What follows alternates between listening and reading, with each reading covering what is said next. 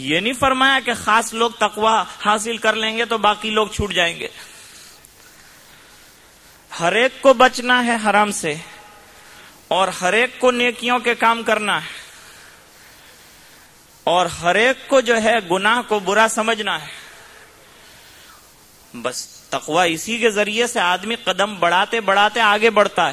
ایک نیکی دوسری نیکی کو کھینچتی ہے اور اگر گناہ میں خدا نہ خواستہ آدمی ملوث ہوتا ہے تو ایک گناہ دوسرے گناہ کو کھینچتا ہے، یہاں تک کہ آدمی گناہ کو بعد میں گناہ نہیں سمجھتا. ایک صاحب کا انتقال ہونے لگا، لوگوں نے کہا پڑھو لا الہ الا اللہ، انہوں نے کہا لاؤ شراب کی بوتل. یہ عالم زبان سے ان کے کلمہ نہیں نکلا تو نہیں نکلا، یہاں تک کہ روح ان کی جو ہے اندر بے چین تھی تو چند قطرے شراب کے ٹپکانے پڑے، تب جا کر کے ان کا جان نکلی اور روح نکلی. اللہ ہی جانتا ہے کہ وہاں تو کیا حشر ہوا ہوگا کہ اخیری قطرہ بھی جو پہنچ رہا ہے وہ بھی حرام. تو مزاج جب گناہ کا بنتا ہے تو طبیعت اسی گناہ کے کرنے کو چاہتی ہے اور اس کی برائی اس کے دل سے مٹ جاتی ہے. یہ سب سے بڑی سیاہی ہے گناہ کی کہ آدمی گناہ اس قدر کرے کہ بعد میں گناہ کو گناہ ہی سمجھنا اس کا چھوٹ جائے. جس مرض کو آدمی مرض ہی نہ سمجھے وہ بہت بڑا مرض ہوتا ہے، وہ خطرناک اور جان لیوا ہوتا ہے. بہرحال وزیر نے کہا کہ ہمارے شیخ ہیں وہ بھی بڑے متقی ہیں، بڑے پرہیزگار ہیں. حضرت نے کہا اچھا ان کو لے آنا میرے پاس. بادشاہ کے دربار میں آنے کا موقع ملا. وزیر صاحب نے ان سے جا کے کہا اب اللہ والوں کو تو ایسی کوئی پڑی نہیں ہوتی ہے کہ ہمیں کوئی دربار میں بلائے.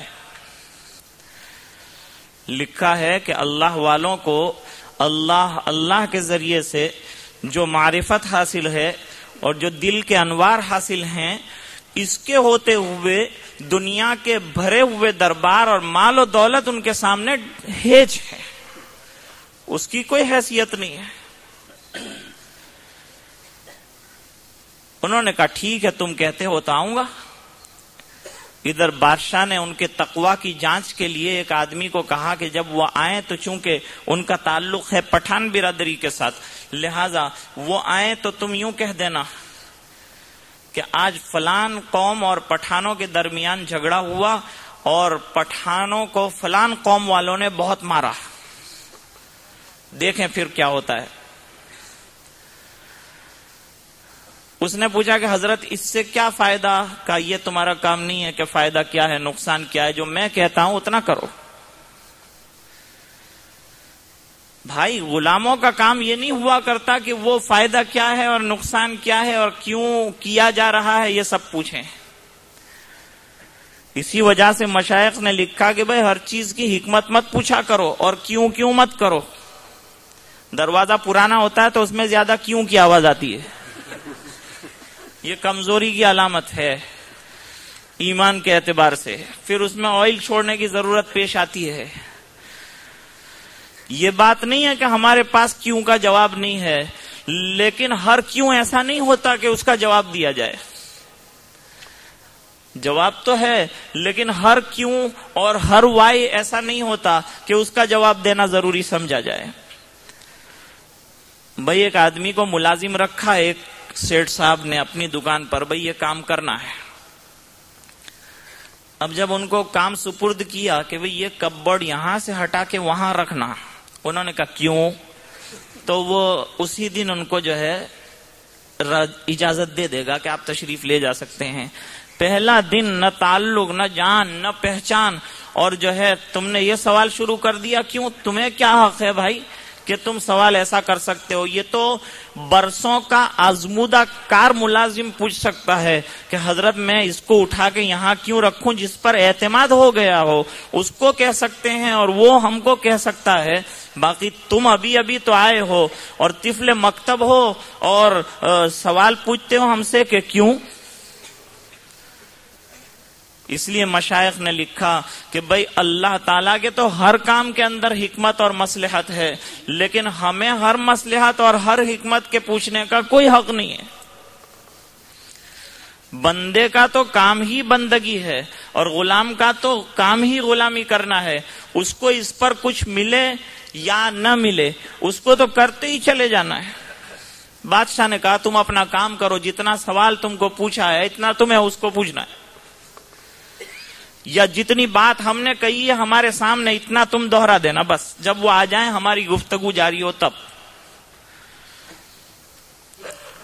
وہ آ گئے، ان کے ساتھ گفتگو ہوئی، سلوک میں بہت اونچا مقام تھا ان کا، اور کافی گہرائی کی باتیں انہوں نے بتائی، اور عالمگیر رحمت اللہ علیہ متاثر بھی ہوئے کہ بھائی واقعی بڑی پتے کی باتیں کرتے ہیں۔ اس میں وہ آدمی جس کو کہا گیا تھا اس نے بیچ میں آ کے یہ کہا کہ حضرت آج تو فلان اور پٹھان برادری کے درمیان جھگڑا ہوا اور پٹھانوں کو فلان برادری والوں نے بہت مارا۔ تو وہ شیخ جو تھے وہ گفتگو ترک کر کے ان کی طرف متوجہ ہوئے اور متوجہ ہو کر کہا کہ پٹھان ہو اور مار کھا جائے یہ ہو ہی نہیں سکتا۔ کس نے کہا کہ پٹھان مار کھا گئے؟ کیسے بزدل تھے وہ کہ وہ مار کھا چکے؟ خیر بات آئی گئی ہو گئی، یہ تو واقعہ ہے، اور یہ واقعہ نقل کیا گیا وہ آپ کے سامنے نقل کرتا ہوں۔ اس لیے کوئی خدا نہ خواستہ یہ نہ سمجھ لے کہ کوئی برادری کی طرف انگلی اٹھانا مقصود ہے، نسلاً ہم بھی پٹھان ہیں۔ تو عرض کرنے کا منشا یہ تھا کہ بادشاہ نے ان کو گفتگو مکمل ہو جانے کے بعد رخصت کر دیا، روانہ ہو گئے۔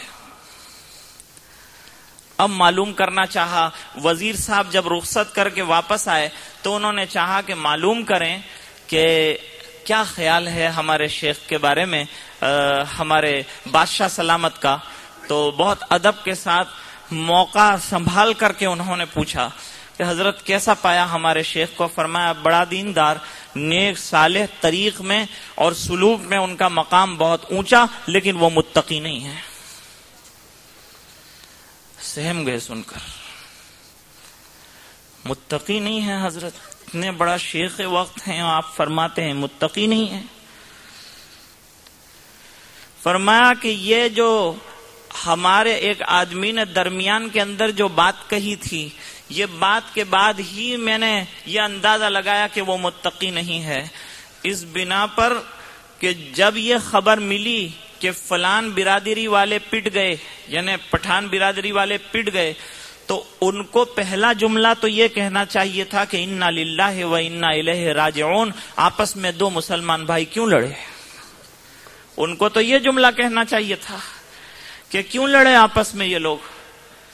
اور دوسری بات یہ ہے کہ تقوی کا مطلب تو یہ ہے کہ انسان کی نظر اسباب سے ہٹ کر مسبب الاسباب پر ہو جائے۔ تو عقیدہ تو مسلمان جو پکا ہوتا ہے اس کا یہ ہوتا ہے کہ بھئی جو کرتے ہیں اللہ کرتے ہیں، اور اللہ جو چاہتے ہیں کرتے ہیں، لہذا وہ چاہیں تو کسی کو فتح دے دیں، وہ چاہیں تو کسی کو ناکام کر دیں، وہ چاہے تو کسی کو پٹوا دیں، وہ چاہیں تو کمزور کو طاقت دے دیں۔ تو انہوں نے یہ جملہ کہا کہ وہ قوم تو کبھی پٹ ہی نہیں سکتی، یہ اللہ پر نظر کہاں ہوئی؟ اگر اللہ پر نظر ہوتی تو یہ سوچتے کہ بھائی اللہ چاہے تو کمزور سے مضبوط کو پٹوا دے۔ وزیر نے کہا واقعی تقوی کی صحیح ڈیفینیشن کہ بھائی مزاج شریعت کے سانچے میں ڈھلا ہوا ہو کہ کوئی بھی پٹ رہا ہو تو دل کے اندر ایک غم اور ایک صدمہ ہونا چاہیے کہ ایک انسان ہونے کے ناطے سے۔ واقعہ یاد آیا اتفاق سے، ایک شیخ تھے عرب کے بہت بڑے،